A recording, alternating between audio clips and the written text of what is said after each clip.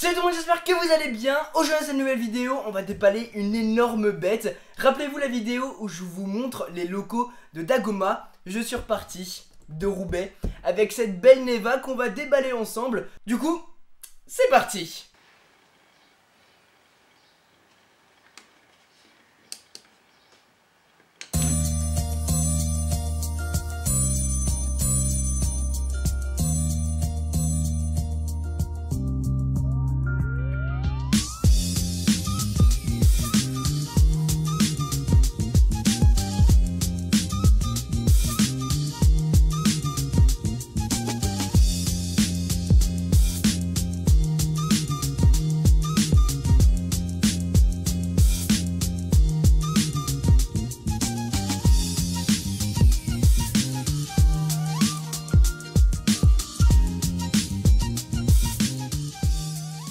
Ok, alors, du coup on a un grand packaging pour l'amener. On va sans plus attendre la déballer. C'est bien mis tout ça. Comment je vais la tirer de là?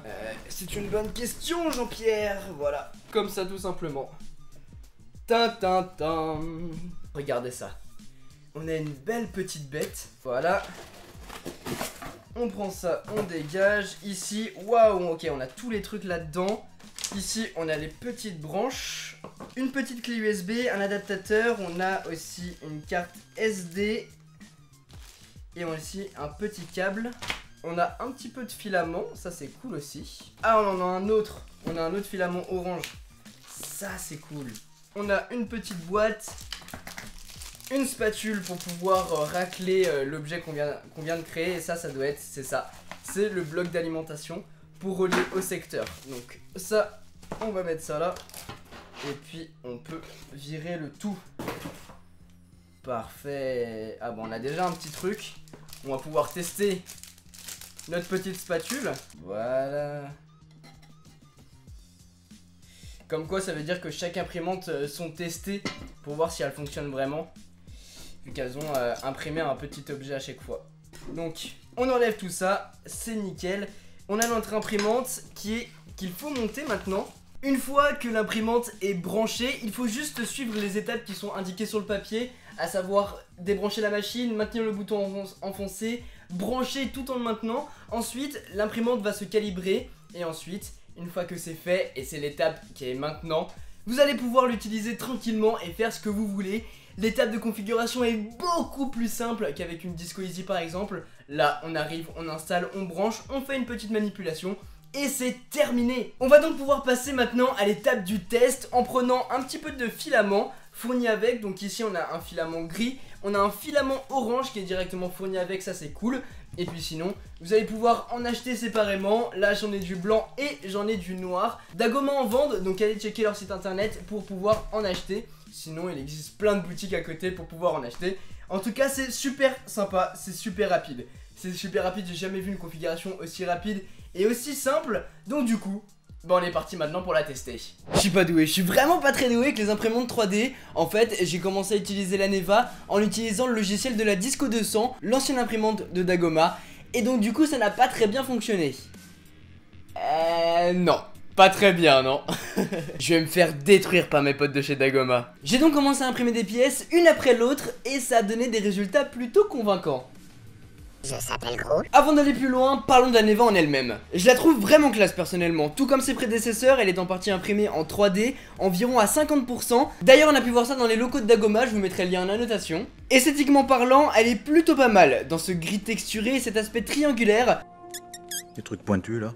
Je la mettrai pas dans mon salon, mais elle est très bien finie. Dessus, on va retrouver la prise d'alimentation, le port USB, le port carte SD, le bouton de mise en marche, ainsi que l'endroit pour mettre le filament. Et puis comme vous l'avez vu, c'est vraiment l'imprimante la plus simple d'utilisation. Vous la branchez pour la première fois, vous la calibrez, vous mettez un fichier sur la carte SD, vous appuyez sur le bouton et c'est terminé, elle se charge du reste. Plus aucune configuration à faire, tout a été fait en amont. C'est vraiment une imprimante faite pour moi en fait. C'est vraiment une plug and play et c'est même pas que pour moi au final, c'est pour toutes les personnes voulant débuter dans l'impression 3D. Vous n'avez qu'un seul bouton sur l'imprimante, vous pouvez pas vous tromper. En appuyant une fois, je lance l'impression et en appuyant une seconde fois, je la mets sur pause. L'avantage aussi de cette imprimante, c'est via la fonctionnalité détecte fil. Autrement dit, vous avez une bobine, vous faites un objet, vous êtes à court de PLA, donc de fil à l'intérieur, et bien l'imprimante le détecte automatiquement, met votre impression sur pause, et ensuite vous changez de câble, et elle va reprendre là où vous en étiez resté. Autre fonctionnalité de cette Neva, c'est aussi le fait de pouvoir changer de couleur super facilement. Là je suis en train d'imprimer, je suis en blanc, je veux passer en noir, c'est super simple, regardez. J'appuie une fois, je double tape, il me sort le câble, je vais pouvoir prendre mon autre bobine, je mets le câble à l'intérieur, je rappuie sur le bouton, et maintenant on le laisse faire. Et la couleur noire est là. Vous n'avez plus aucun réglage à faire. La Neva a un volume d'impression de 180 mm par 200, vous allez donc faire des objets de grande taille quand même, avec un diamètre de 18 cm et une hauteur de 20 cm maximum. Et elle a une vitesse d'impression de 100 mm par seconde, ce qui est franchement pas mal pour débuter, vous allez pouvoir faire de belles choses. Et autre chose à noter, elle ne fait pas tant de bruit que ça, j'avais testé la Discovery Easy de Dagoma, elle faisait quand même beaucoup plus de bruit. Après forcément il va y avoir les ventilos qui vont travailler et la tête qui va bouger. Donc ça fera quand même du bruit. Dormez pas à côté quoi. La question que certains d'entre vous peuvent se poser, c'est comment on fait un objet? Eh bien c'est super simple, vous allez sur internet et vous pouvez vous rendre sur des sites genre Cult pour trouver des objets payants ou gratuits que vous allez pouvoir télécharger pour ensuite les glisser dans le logiciel Cura pour Neva. Une fois sur le logiciel et une fois votre objet déposé, vous avez des paramètres sur le côté. Le premier c'est le choix du PLA que vous allez pouvoir choisir entre de l'octofiber ou du chromatique par exemple, selon ce que vous avez sous la main quoi. Ensuite le remplissage de la pièce, soit creuse qui durera le moins longtemps vu qu'il va en quelque sorte faire les contours de votre objet, comme je l'ai fait avec le logo Wonder Woman. C'est aussi le mode qui sera le plus fragile. Vous avez le mode rempli à 17%, comme son nom l'indique, il remplira votre objet à 17%. Finalement, on a le mode renforcé qui sera le plus long, mais aussi le plus résistant, avec 33% de votre objet rempli. Ensuite, on a la qualité d'impression par couche. Vous avez rapide, standard, fin. C'est là que vous allez pouvoir choisir la qualité des détails de votre impression, et si vous changez de paramètres, ça va faire varier le temps. Finalement, on peut avoir un support, et option que je vous recommande d'activer, c'est l'amélioration de la surface d'adhésion. En essayant sans, mon objet a foiré, mais avec, il va créer au préalable une couche assurant la stabilité de votre objet pendant l'impression, couche que vous pourrez retirer très facilement par la suite. En bas, c'est ici que vous allez pouvoir gérer la taille de votre fichier, on peut le tourner, le redimensionner. Finalement, on fait préparer pour l'impression, on met ça sur la carte SD, et c'est parti.